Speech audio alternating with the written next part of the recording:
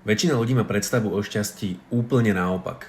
Myslia si, že to je nejaká vonkajšia záležitosť, že keď sa niečo stane v mojom živote, tak vtedy budem šťastný konečne.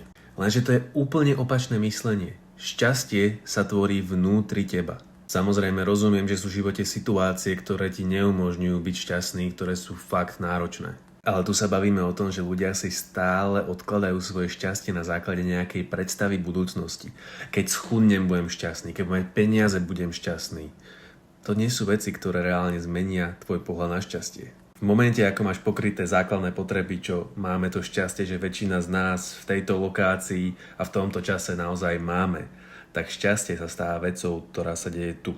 Preto toto video ber ako nejaký signál na to, aby začal veci trošku pozerať na ne z iného uhla. Aby začal byť vďačnejší za to, čo už teraz máš, pretože tie veci sa môžu veľmi rýchle pominúť. A ver mi, že čím dlhšie si to šťastie budeš odopierať, to, čo som presne ja robil, tak tým budeš viacej potom smutný a spätne na to pozerať, že prečo som to vlastne robil.